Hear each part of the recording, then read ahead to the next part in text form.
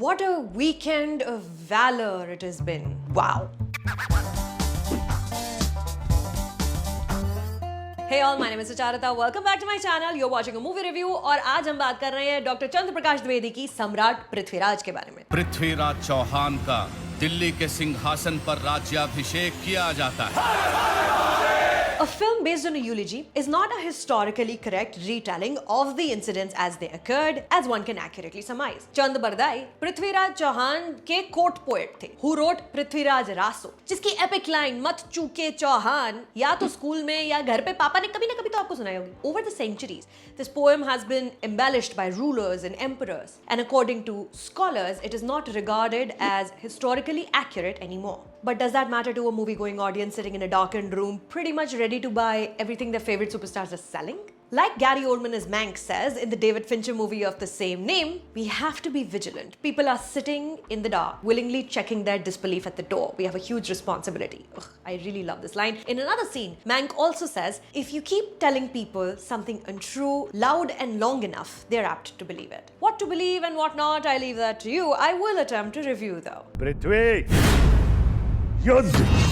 Akshay Kumar is Prithviraj, king of Ajmer, beloved by everyone, even women who have not yet seen him. One such is Kumari Sanyogita of Kannauj royal family, who decides to marry Prithvi against the wishes of her father, the laughably inept and always angry Jaichand, Prithvi's cousin. Jaichand wants Delhi, which has instead been bestowed upon Prithvi, so he conspires with Afghan king Muhammad of Ghor, inviting him to Hindustan to kill his cousin. Prithvi is captured and hence begins the Ghurid dynasty in India, if I am remembering my high school history correctly. Prithvi, of course, can do no wrong, which is told to us less via his actions, more via the words of the people around him. Sanjay Dutt plays Kaka Kana, who I can only describe as a passionate but trigger-happy man, ever ready to jump into battle, killing men for as much as touching their mustache in front of Prithvi, Yuddh, Dharm, Talwar, teeming with excitement. Along with Chand Bardai, Prithviraj's wife, and the rest, this Hindu king is seemingly poised for greatness and success right from childhood. Success, though, is short-lived as he is sold out to the enemy by his own family.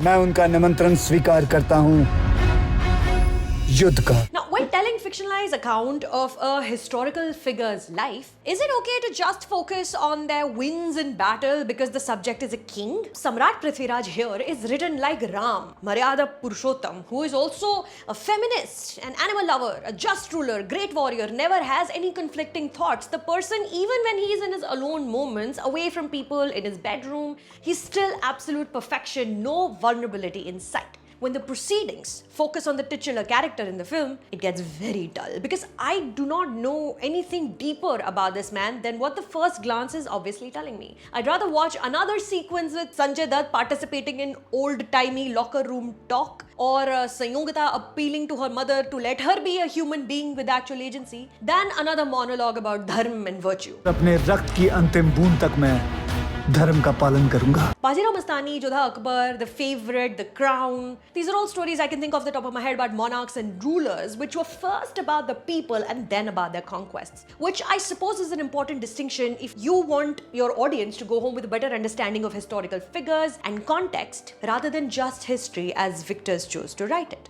Speaking of Sanyogita, Manushi Chillar makes an impressive debut and the film thankfully gives her more room to perform than Kiara Advani got in the recent blockbuster Bhool Bhulaiya 2. She's a skilled dancer and I hope this is the beginning of a long and fruitful acting career.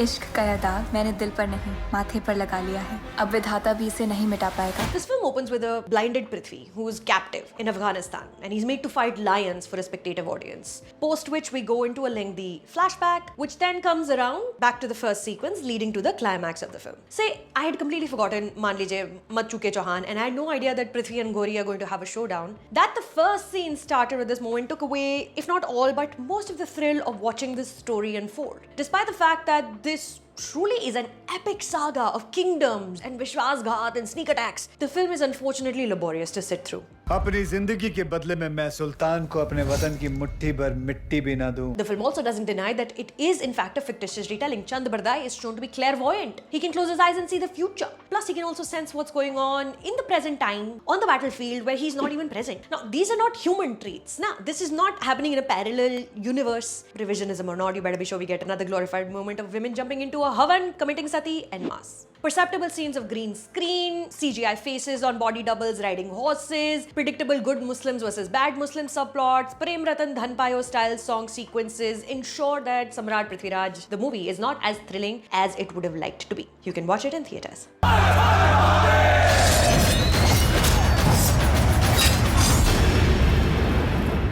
So on a scale of 1 to 10, Samrat Prithviraj is 1100s ka fashion though. It's pretty cool. And that makeup. I really quite like what they've done with Manushi Chillar. She looks great. Subscribe to my channel. This week I've also spoken about Major, Vikram and now Prithviraj, and coming up next, The Boys Season 3.